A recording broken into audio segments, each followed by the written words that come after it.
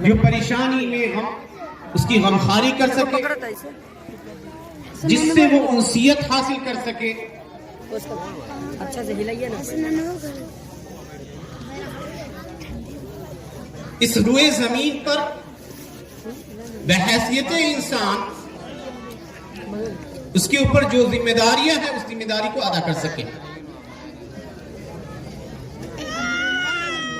گویا جہاں انسان کو زندگی گزارنے کے لیے دوسرے لوگوں کی ضرورت ہوتی ہے، دوسرے انسانوں کی ضرورت ہوتی ہے، درد دل کے واسطے پیدا کیا انسان کو، ورنہ طاعت کے لیے کچھ کم نہ تھے کروبیاں. ایک دوسرے سے غمخواری کا مظاہرہ ہو، ایک دوسرے سے انسیت کا معاملہ ہو. وہیں یہ بھی جان لیجیے کہ کوئی انسان جہاں مدنی الطبع ہے، فطرتاً وہ پسند کرتا ہے کہ ایک معاشرے اور سماج کی صورت میں زندگی گزارے، وہی وہ اپنے نیچر اور طبیعت کے مطابق اس کے لیے کسی دین کا ہونا ضروری ہے. وہ متدین بھی ہے فطرتاً.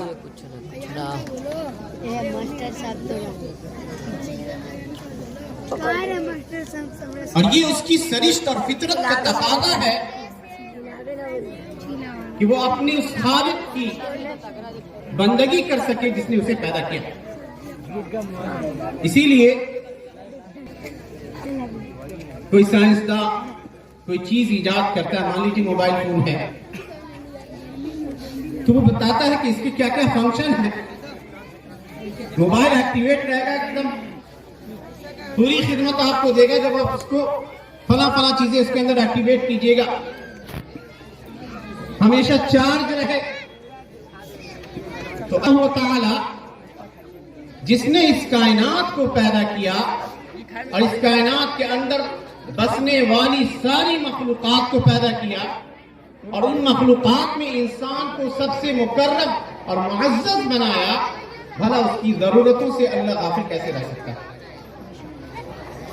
الا یعلم من خلق وهو اللطیف الخبیر. کیا وہ نہیں جانتا جس نے پیدا کیا؟ وہ بڑا باریک بھی ہے اور بہت خبر رکھنے والا. وہ ہماری ہر طرح کی ضروریات سے واقف ہے اور ان ضروریات کو وہ فراہم کرتا ہے. صلاح کہاں تو لوگ کچھ بتلی تو رے. اور ایک عقلی دلیل کہہ دیجئے کہ ہر انسان کو زندگی گزر بسر کرنے کے لیے ضرورت ہے اپنے معبود کی طرف پلٹنے کی. اللہ نے کہا فَإِذَا رَكِبُوا فِي الْفُلْكِ دَعَوُا اللَّهَ مُخْلِصِينَ لَهُ الدِّينَ فَلَمَّا نَجَّاهُمْ إِلَى الْبَرِّ إِذَا هُمْ يُشْرِكُونَ. یہ پریشانی میں جب پھرتا ہے، آپتیں اسے اس کے اوپر حملہ ہوتی ہے، اللہ سبحانہ و تعالیٰ کی طرف لگتا ہے. تو گویا ہر انسان بائی فطرت، بائی نیچر کہہ دیجئے، فطرتاً کہہ دیجئے، اسے دین کی ضرورت ہوتی ہے.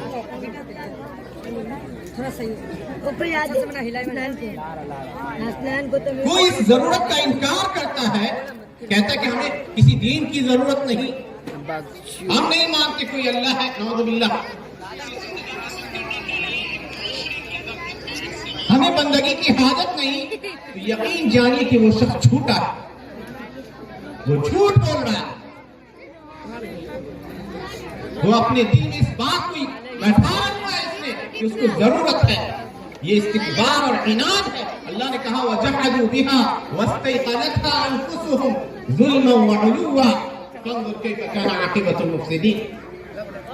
انہوں نے اس دعوت کا انکار کیا جو انبیاء اور رسول نے اللہ کی طرف دی تھی. انہیں کہا کہ ان کے دلوں نے یقین کر لیا، انہوں نے انکار کیا ظلم اور عناد کرتے ہیں، تکبر کا مظاہرہ کرتے ہیں.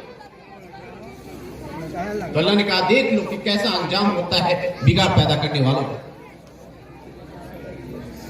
تو اللہ سبحانہ و تعالی ہماری ضرورت کو جانتا تھا کہ ہمیں ضرورت ہے کسی معبود کی، چنانچہ اس نے اپنی طرف رہنمائی کی.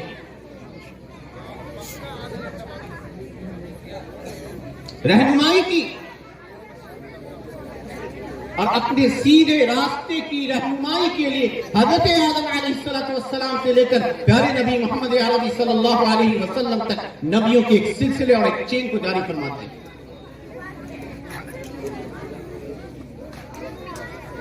فَإِمَّا يَأْتِيَنَّكُم مِّنِّي هُدًى فَمَن تَبِعَ هُدَايَ فَلَا خَوْفٌ عَلَيْهِمْ وَلَا هُمْ يَحْزَنُونَ. حضرت آدم اور حوا کے ذریعے خطاب تھا بنی آدم کو کہ جب میری جانب سے کوئی ہدایت اور رہنمائی کی بات آئے تو جو لوگ میرے راستے کی پیروی کریں گے ان پر کوئی غم اور خوف نہیں ہوگا.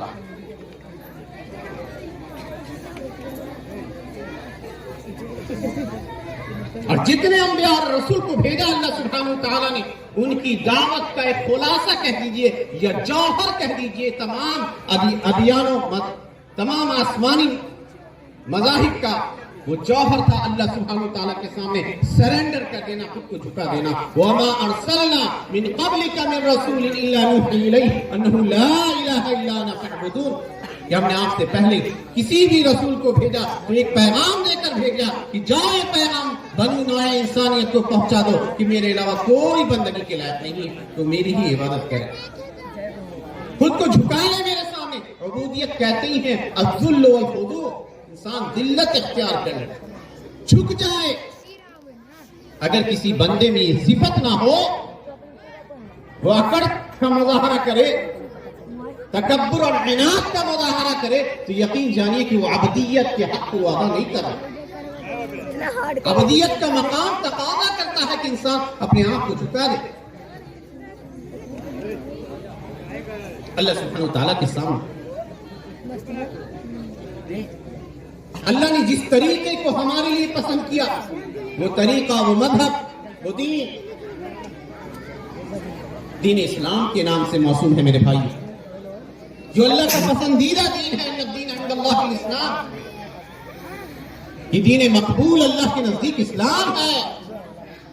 دوسری جگہ کہا رضیت لکم الاسلام دینا, اسلام کو بطور دین میں نے تمہارے لیے پسند کیا ہے. اور جو شخص اس دین کو چھوڑتا ہے, اس دین کو چھوڑ کر کسی اور راہ پہ چلتا ہے, تو اللہ نے کہا کہ وہ شخص گھاٹا اٹھانے والوں میں سے. وَمَن يَبْتَغِ غَيْرَ الْإِسْلَامِ دِينًا فَلَن يُقْبَلَ مِنْهُ وَهُوَ فِي الْآخِرَةِ مِنَ الْخَاسِرِينَ. کہ اسلام کو چھوڑ کر کوئی اور راستہ کوئی اختیار کرتا ہے اور چاہتا ہے کہ آخرت میں فلاح اور کامرانی سے ہمکنار ہو, اللہ نے کہا اس سے یہ عمل قبول نہیں کیا جائے گا, آخرت میں گھاٹے اٹھانے والوں میں سے. فیصلہ الہی. اور یہ دین جس کو لے کر پیارے نبی صلی اللہ علیہ وسلم آئے, یہ اللہ کا وہ دین تھا جس کو اللہ کی تعین حاصل تھی. هو الذي ارسل رسوله بالهدى ودين الحق ليظهره على الدين كله وكفى بالله شهيدا. وہی ذات ہے جس نے اپنے رسول کو ہدایت اور دین حق کے ساتھ بھیجا تاکہ تمام ادیان باطلہ پر اس دین کو غالب کر دے. اللہ گواہی کے اعتبار سے کافی. پیارے نبی صلی اللہ علیہ وسلم نے اس دین کے علوم اور غلبے کو واضح کرتے ہوئے کہا, جیسے کہ مسند احمد کے اندر حضرت تمیم الداری رضی اللہ عنہ کی روایت آتی ہے, صحیح قرار دیا ہے علامہ البانی نے سلسلہ صحیحہ. پیارے نبی صلی اللہ علیہ وسلم فرماتے ہیں لَيَبْلُغَنَّ هَذَا الْأَمْرُ مَا بَلَغَ اللَّيْلُ وَالنَّهَارُ. یہ دین وہاں تک پہنچ کے رہے گا جہاں رات اور دن ہوا کرتے ہیں, یعنی اس کائنات کے آخری حصے تک. ولا يترك الله بيت مدر ولا وبر الا ادخله الله هذا الدين بعز عزيز او ذل ذليل.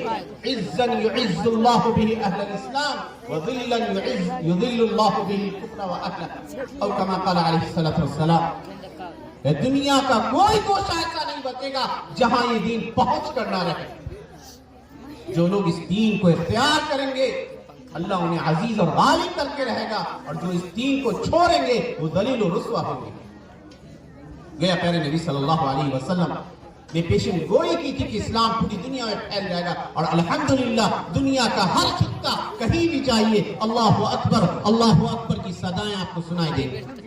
یہ 24 گھنٹہ جو دن اور رات کے گزار رہے ہیں ہم, دنیا میں کوئی جگہ ایسی نہیں ہے جہاں مؤذن اللہ اکبر کی صدا نہ لگاتا.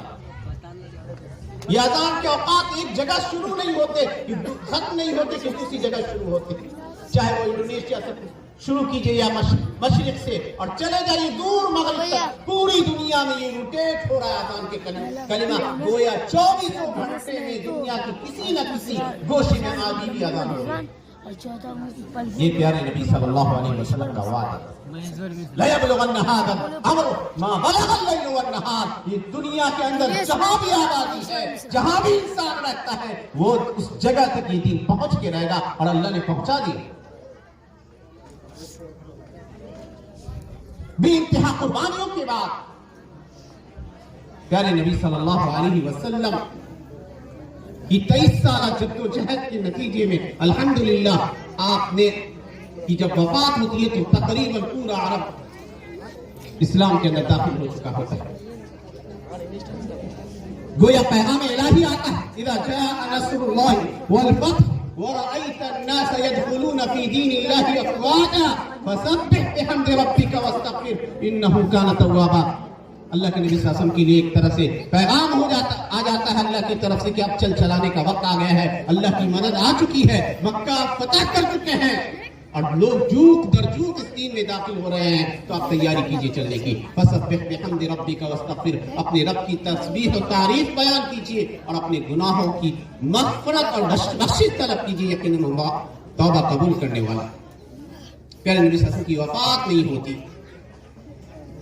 मौत की खबर ही पहुंचती है, बल्कि आपकी वफात से कुछ अरसा पहले ही आपकी नबूवत की शान को जब लोग देखते हैं हासिदीन, तो बहुत से ऐसे लोग झूठे मुद्दईयान नबूवत जाहिर हो जाते हैं। प्यारे नबी सल्लल्लाहु अलैहि वसल्लम के जमाने में 2 शख्स जाहिर हो चुका था, जिसने झूठे नबी होने का दावा किया। यमामा, जो आज का रियाद शहर है सऊदी अरब का, उस जमाने में यमामा कहलाया करता था, और इसीलिए आज बादशाह के महल का नाम है कसरुल यमामा। इस इलाके में बनु हनीफा का कबीला रहा करता था, इंतहाई सरकश और ताकतवर कबीला। मुसैलमा अल कज़्ज़ाब जादू टोने का नाटक का शख्स था, बड़ा चर्ब जुबान था। अल्लाह के नबी सल्लल्लाहु अलैहि वसल्लम के पास आ चुका था, दावा कर दिया कि मैं भी नबी हूँ जैसे मोहम्मद नबी है अलैहिस्सलातु वस्सलाम। यमन के अंदर अल्हम्दुलिल्लाह इस्लाम की शुआएं पहुंच चुकी थी, बड़ी तादाद में यमनी कबाइल मुसलमान हो चुके थे। वहां भी एक झूठा जाहिर हो चुका था अस्वद अल-अनसी की शक्ल में। गोया प्यारे नबी सल्लल्लाहु अलैहि वसल्लम की मौत जिस वक्त हुई, उस वक्त 2 झूठे नबी जाहिर हो चुके थे जो लोगों को इस दीन से बरगला रहे थे। जब अल्लाह के नबी की वफात की खबर मिलती है तो कुछ और झूठे जाहिर होते हैं। चुनांचे उसी कबीला बनी तमीम के अंदर एक औरत जाहिर होती है, सजा अल-यरबुइया। ये औरत दावा करती है कि वो भी अल्लाह की नबी है। देखा उसके भी हमलाओं की बड़ी तादाद होती है। बनु असद के कबीले में तुलैहा बिन खुवैलिद जाहिर होता है, वो भी दावा करता है कि वो नबी। अरब का एक बड़ा हिस्सा कह दीजिए दीन से फिर जाता है, इर्तिदाद का शिकार हो जाता है। ये लोग इस्लाम ला चुके थे, लेकिन इस्लाम उनके दिलों के अंदर सिरायत नहीं किया था। ये मुर्तद हो जाते हैं और दाद देनी होगी हज़रत अबू बकर सिद्दीक़ रज़ियल्लाहु अन्हु की सबात को कि वो नकीफ और कमजोर कैसे उन्होंने इस फितने का जो तूफान की शक्ल में था, मक्का, मदीना, ताइफ और बनु अब्दुल कैस का एक छोटा सा इलाका था जुवासा, इन 4 इलाकों के अलावा कुछ मुतफर्रिक मकामात पे कुछ मुसलमान रह गए थे। पूरा अरब अपने पांव के बल कुफ्र और शिर्क की तरफ लौट गए। उनमें बहुत से आ रहे अक़साम थे। बाप ने बुत परस्ती शुरू कर दी, इकट्ठे होंगे तो उनकी इबादत का इनकार करेंगे। तो इर्तिदाद की पहली सूरत यह है कि इंसान अकीदे के जरिए इर्तिदाद का शिकार हो और अकीदे में वो गैरुल्लाह को पुकारे, अल्लाह को छोड़कर किसी और से औलाद की तलब करे, अल्लाह को छोड़कर किसी और से रोजी मांगे, तो ऐसा शख्स मुर्तद है, दीन से फिर चुका है। इसकी एक और सूरत, बहुत सारे इंटेलेक्चुअल होते हैं हमारी सोसाइटी में, कुछ इंजीनियर डॉक्टर और बन गए, ان کے والدین نے دینی تربیت نہیں کی. شیخ نے آپ نے سنا کہ دینی تربیت کیجئے بچوں کی. اسلام نہیں جانتے کیا ہوتا ہے اسلام, اللہ اور اس کے رسول کو کچھ جانتے ہی نہیں. ایسی سوسائٹی میں ان کا اٹھنا بیٹھنا ہوتا ہے جو بے دین ہے, بلکہ کہہ دیجئے کہ دین کے خلاف بھڑکایا انہیں جاتا ہے. تو ایسے بھی لوگ ملیں گے جو کہیں گے ہم اللہ کو نہیں مانتے, اللہ کے وجود کے منکر ہوتے ہیں. یہ ارتداد فی العقیدہ کی دوسری صورت ہے کہ اللہ کے وجود کا انکار کیا ہے. وہ کہتے ہیں کہ یہ کائنات خود بخود وجود میں آ گئی, یا ہر 36,000 سال بعد یہ دنیا روٹیٹ کرتی دوران ہوتا ہے. شیخ الاسلام ابن تیمیہ نے لکھا ہے مجموع الفتاوی میں ہے, یہ ارسطو اور یونانی فلاسفہ کی جو جماعت جو کہتی ہے کہ کائنات مادے سے وجود میں آئی, اللہ سبحانہ تعالیٰ کی ذات کو یہ نہیں مانتے تھے. کہا انہم اشد شرکا من مشرک العرب, عرب کے مشرکین سے بدترین شرک کا یہ ارتکاب کرتے رہے. تو جو شخص اللہ کے وجود کا انکار کرتا ہے, وہ کہتا ہے اللہ کو ہم نہیں مانتے, رسول کو نہیں مانتے, وہ مرتد ہے. عقیدے میں ارتداد کی تیسری صورت یہ ہے کہ اللہ سبحانہ و تعالیٰ کی صفات میں سے کسی صفت کی تکذیب کی جائے, جھٹلایا جائے. شیخ محمد بن صالح بن عثیمین نے لکھا ہے کہ اگر کوئی شخص اللہ کی صفات میں سے کسی بھی صفت کا, اللہ رحمان ہے, وہ کہتا ہم مانتے ہی نہیں. اللہ عزیز ہے, غفار ہے, وہ کہتا ہے ایک دم نہیں مانتے. اگر جھٹلاتا ہے اس صفت کو تو شیخ عثیمین کہتے ہیں کہ یہ شخص کافر ہے, مخرج عن الملہ ہے, کیونکہ یہ قرآن اور رسول کو جھٹلا رہا ہے جس قرآن کے اندر اللہ کی صفات مذکور ہے.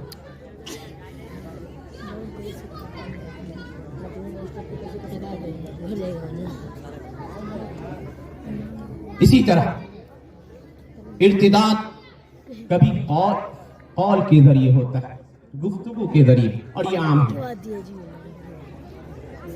نعوذ باللہ کوئی اللہ کو گالی دے دے, نبی صلی اللہ علیہ وسلم کی شان میں نازیبہ کلمات کہے, آپ کی نبوت کا انکار کرے, آپ کے ساتھ توہین آمیز گفتگو کرے آپ کے حق میں, تو شیخ الاسلام ابن تیمیہ نے کتاب لکھی ہے الصارم المسلول علی شاتم الرسول. اس کتاب کے اندر لکھتے ہیں کہ جو شخص پیارے نبی صلی اللہ علیہ وسلم کو گالی دیتا ہے, برا بھلا کہتا ہے, وہ شخص کافر ہے, اور اگر وہ توبہ کرتا ہے تو اس کے توبے کو قبول نہیں کیا جائے گا. یہ جمہور اہل علم کی رائے ہے. لا یستتاب واجب القتل, یہ شخص واجب القتل ہے. اگر اسلامی کورٹ اور اسلامی حکومت رہے گی تو ایسے شخص کی سزا گردن زدنی, گردن اس کی اڑا دی جائے, یہی اس کی سزا ہے. جو پیارے نبی صلی اللہ علیہ وسلم کو گالی دے, ان کی شان میں نازیبہ کلمات کہے, تو یہ قول کے ذریعے شرک ہے, ارتداد ہے. کہ انسان اپنی بات کے ذریعے دین سے پھر جاتا ہے. ارتداد کی تیسری صورت ہے کہ انسان اپنے فعل کے ذریعے مرتد ہو جائے, کوئی ایسا کام کرے جس سے وہ دین سے پھر جائے. مثال کے طور پہ قرآن کریم, اللہ سبحانہ تعالیٰ کا کلام, قرآن کریم کے ساتھ گستاخانہ معاملہ کرے کہ اس کو گندی جگہ پہ لے جا کے ڈال دے, یہ فعل کے ساتھ مرتد ہونا, یعنی وہ مرتد ہوا بالفعل. یا وہ سجدہ کرتا ہے کسی بت کے سامنے, سجدہ کرتا ہے کسی قبر والے کے سامنے جا کے, تو کہا کہ یہ بالفعل جو ہے اپنے فعل کے ذریعے, اپنے ایکشن کے ذریعے ارتداد کا شکار ہوتا ہے. اور ارتداد کی چوتھی صورت یہ ہے کہ کچھ چیزیں ایسی ہیں جن کو شریعت نے واجب قرار دیا ہے انسان کے اوپر, وہ واجبات و فرائض ہیں. انسان ان واجبات و فرائض کو چھوڑ دے تو ایسی صورت میں وہ مرتد ہو جاتا ہے, دین سے پھر جاتا ہے. نمازیں نہیں پڑھتا, ایک دم نہیں, انکار کرتا ہے, کہیے گا تو لڑ بیٹھے گا آپ سے, روزے نہیں رکھتا ہے, زکات نہیں دیتا ہے.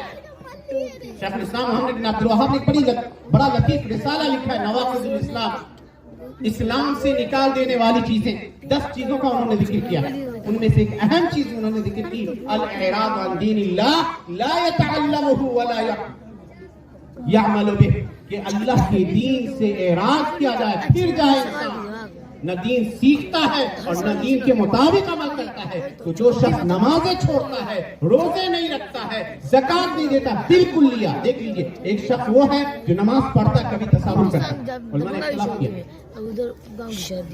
کسی وجہ سے کہیں بھول چوک ہو جائے, نماز کے وجوب کا ممکن نہیں ہے. حالانکہ اللہ کے نبی نے کہا, مسلم شریف کی حدیث ہے, بین الرجل و بین الکفر والشرک ترک الصلاۃ, کہ انسان اور کفر و شرک کے درمیان حد فاصل وہ جو چیز ہے وہ نماز کا چھوڑنا ہے. تو اگر کوئی شخص نماز کی فرضیت کا منکر ہے, روزے کی فرضیت کا منکر ہے, کہتا ہے کہ ہم پیسے والے ہیں, ہمیں کیا ضرورت ہے بھوکا سے بھوکے رہیں, نہیں رکھیں گے روزہ, زکات کو ٹیکس سمجھتا نہیں دیتا, حج جیسی عظیم الشان عبادت کی اس کو توفیق نہیں ہوتی, تو ترک کے ذریعے بہت سارے ایسے واجبات و فرائض جن کو اسلام نے فرض قرار دیا ہے, اگر وہ چھوڑ دیتا ہے تو وہ ارتداد کا شکار ہو جاتا ہے, وہ شریعت کی نظر میں مرتد ہے, دین سے پھرا ہوا. تو یہ 4 چیزیں ہیں جس کے ذریعے انسان ارتداد کا شکار ہوتا ہے, کبھی اعتقاد میں, کبھی قول کے ذریعے, کبھی فعل کے ذریعے, اور کبھی بعض چیزوں کو چھوڑنے کے ذریعے انسان مرتد ہو جاتا ہے. اب اپنے سماج کا جائزہ لینے کی ضرورت ہے. اسباب کیا ہیں؟ بہت سارے اسباب ہو سکتے ہیں. بہت سارے انہوں نے کہا کہ اسباب 2 طرح سے آپ بانٹ سکتے ہیں. اسباب خارجیہ, کچھ ایسے اسباب ہیں جس سے انسان پھرتا ہے خارجی اسباب کی وجہ سے, دین سے مرتد ہوتا ہے. کہیں کفار کا غلبہ, ایسی سوسائٹی میں رہتا ہے کہ پوری سوسائٹی میں کافر ہی ہے, اکیلا ہے, وہ مجبور کرتے ہیں, یہ کیا نماز پڑھتے ہو, ملیسا بنے ہو, یہاں تک کہ وہ آمادہ ہو جاتا ہے اپنے دین کو چھوڑنے پر, تو وہ ارتداد کا شکار ہوتا ہے. غیروں کے دباؤ میں آ کے بہت ساری جگہوں پہ شبھی کرم کی لہریں چلائی جاتی ہیں RSS والوں کے ذریعے. کہتے ہیں یہ لوگ پہلے ان کے مذہب پہ تھے, چھوڑ کر پھر مسلمان بن گئے, پھر ان کو واپس لانا اپنے دین میں, دھرم میں. تو دھرم واپسی کے پروگرام ہوتے ہیں, تو کبھی پیسوں کی لالچ کی جاتی اور کبھی دباؤ ڈال کر. یاد رکھیے کہ جس شخص کے دل میں ایمان جاگزی ہو گیا وہ دنیا کی ساری تکلیفیں جھیل جائے گا, ایمان سے سمجھوتا نہیں کرے گا. یاد کیجیے اس مشہور قصے کو جس کو صحیح بخاری میں امام بخاری نے نقل کیا ہے. سورہ بروج کی شان نزول ہے وہ آیت, اصحاب الاخدود کا واقعہ, لمبا چوڑا واقعہ ہے, مختصر میں ذکر کروں گا کہ یمن کے اندر ایک شخص تھا جو بڑا ظالم و جابر بادشاہ تھا, جو ہر اس شخص کو جو دین حق قبول کیا کرتا تھا اس کو وہ ستایا کرتا, ظلم کرتا اس کے اوپر, یہاں تک کہ اس نے ایک بڑی سی خندق کھودی اور اس کے اندر آگ جلوایا, اور جب آگ کا اعلیٰ روشن ہو گیا تو اس نے ہر اس شخص کو جو اسلام کے اوپر تھا اس زمانے میں کہا کہ اگر تم اپنے اسلام سے نہیں پھرتے ہو تو اس آگ کے اندر ہم تمہیں ڈال دیں گے. چنانچہ مومنین کی جماعت آتی گئی اور لوگ کودتے گئے آگ میں, دین بچانے کے لیے اپنی جان کو قربان کر دیا. یہاں تک کہ صحیح بخاری کے الفاظ ہے, حتی جاءت امرأۃ, ایک عورت آتی ہے, ومعها صبی, اس کے ساتھ ایک چھوٹا بچہ ہوتا ہے. عورت جب آتی ہے آگ کے کنارے کھڑی ہوتی ہے, انگارے کے کنارے, دھدکتی ہوئی آگ کی کھائی ہے, فتباعثت, تھوڑی جھجکتی ہے, چھوٹا بچہ گود میں ہے, کیسے کود جائے, ایک طرف دین ہے ایک طرف اپنا جان ہے اور چھوٹے بچے کی جان ہے. وہ بچہ بول پڑتا ہے, یا ماں اسبری فانت علی الحق, اے ماں آپ صبر کریں, آپ حق پر ہیں, فضلجی فیہا, اس آگ میں کود جائیں اپنے دین کی حفاظت کے لیے, اپنی جان کی پرواہ نہیں. تو جس شخص کے دل میں ایمان ہوگا, جس شخص کی رگوں پے میں ایمان کی مٹھاس گھل مل گئی ہوگی, وہ دنیا کی ہر تکلیف کو سہنے پر آمادہ ہوگا, اسلام اور ایمان سے پھرے گا. حضرت خباب بن ورد رضی اللہ عنہ سے امام بخاری نے حدیث نقل کی, مشہور ترین حدیث ہے, کہا اتیت النبی صلی اللہ علیہ وسلم وهو